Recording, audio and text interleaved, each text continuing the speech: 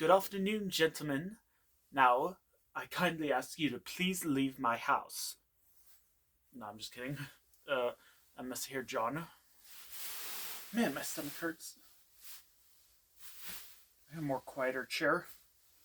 So yeah, I think it was pretty obvious I had to do like a Thomas collection video with the passing of the creator of the show.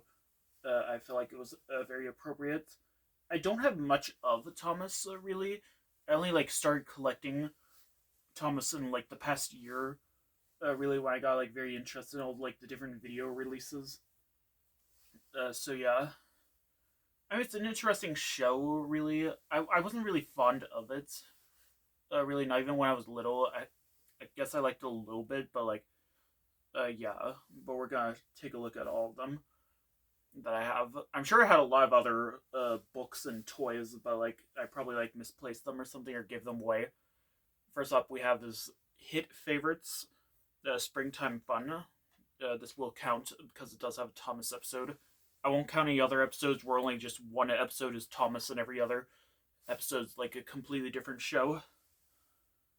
It features the episode Percy and the Magic Carpet. I don't know much of my Thomas lore, really.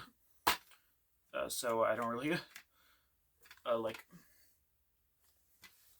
I don't really remember much of how each episode goes. And why am I saying Fifi and the Flower Tots in this? You ever watch Fifi and the Flower Tots? Maybe I should do a separate video on that. That show's weird. Come on. So this is a book I got from Half Price Books based on Thomas and the Magic Railroad. Little engines can do big things. Yeah. They released quite a few books based on this movie. I don't know why I'm stuttering. But yeah, and a lot of them are pretty different in such a slightly different way. A lot of them have like elements from the movie that were cut in the final theatrical release from like the director's cut. We'll talk more about that in a little bit. But yeah, basically just tells the story of the movie without like all like the human characters, without Mr. Conductor or Lily or like Grandpa Stone. Yeah, probably what they intended this movie to be. But even in the movie, there's like no drivers driving Thomas or his friends.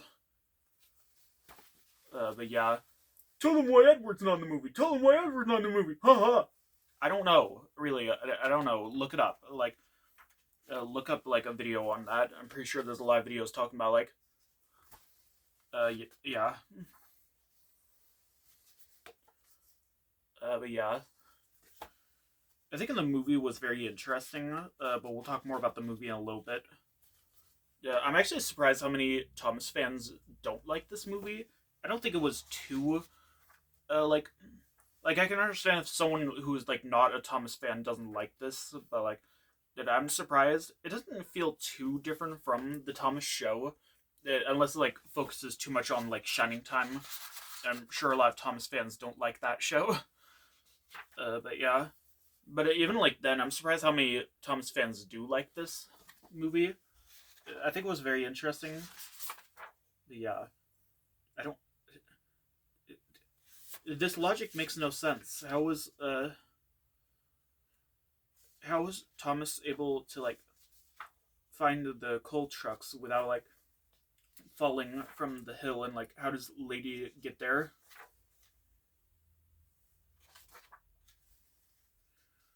Like yeah, like yeah, book adaptations of movies like yeah. Get on board with Thomas and friends with your favorite songs. No thanks. I don't like the songs on the show. I get them stuck in my head a lot.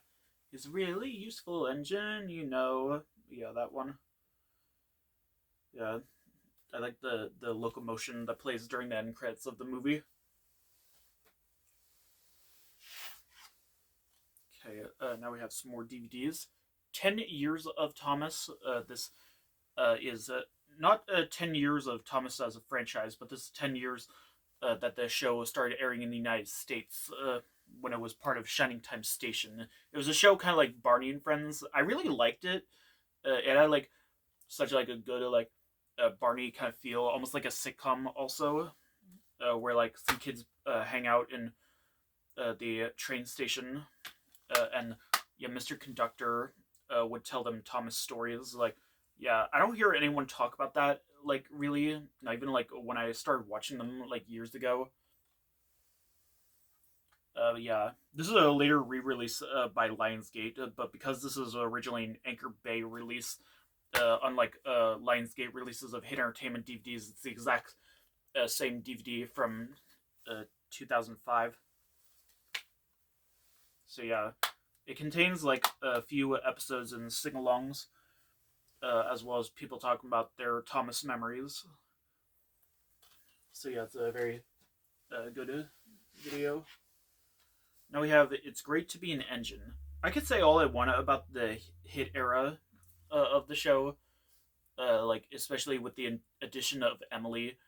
Like I didn't hate Emily, but like same with like Abby Cadabby and like Sesame Street. I just feel like they kind of ruined the show. No, the show was ruined when like they went all CGI.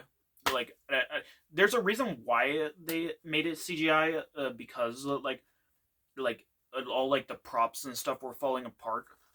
Really like the people's heads kept falling off, and then the trains kept exploding. You've seen the blooper reel. Hooray for Gordon! And it just explodes. Like yeah, yeah. I think it's supposed to have a hit extras bonus feature. That's the only reason why I would ever get these. I don't know. It doesn't say it on here. Yeah. Yeah, the picture is interesting. I don't know, like, if this is from the hit era or from like the classic era from before then, but like, it doesn't even look like a real cover. There's no like, there's no like picture frame border like the other videos. Like, it almost looks like a bootleg video cover where they just like rip off a poster from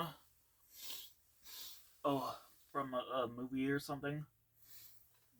Now we have Thomas and the Magic Railroad. Yeah, Columbia TriStar. You know, I love Columbia TriStar movies.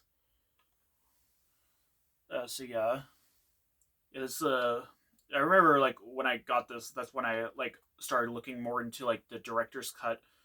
This barely has any bonus features as theatrical trailers, which shows some deleted scenes and like stuff. The Sunday surprise deleted scene like that.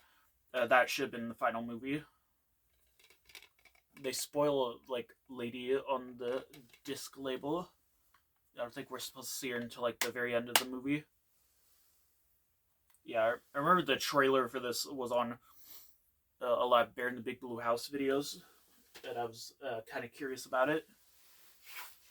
But then we have the Blu-ray. When the Blu-ray was when the Blu-ray was announced, I actually really wanted to get it, but like because the pandemic was happening, they delayed the DVD, and I kind of like tried taking a break from collecting stuff because of that. But like, I finally got this in 2023, I think.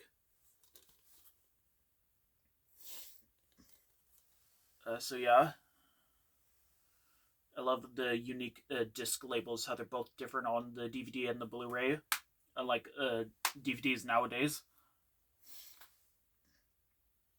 Yeah, this contains a lot of stuff, but the problem with this I have is the picture quality is not exactly like Blu-ray picture quality.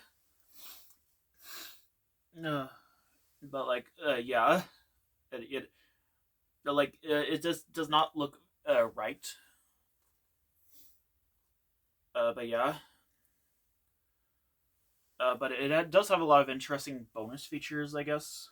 I don't get the storyline with PT Boomer. I think this was his name is.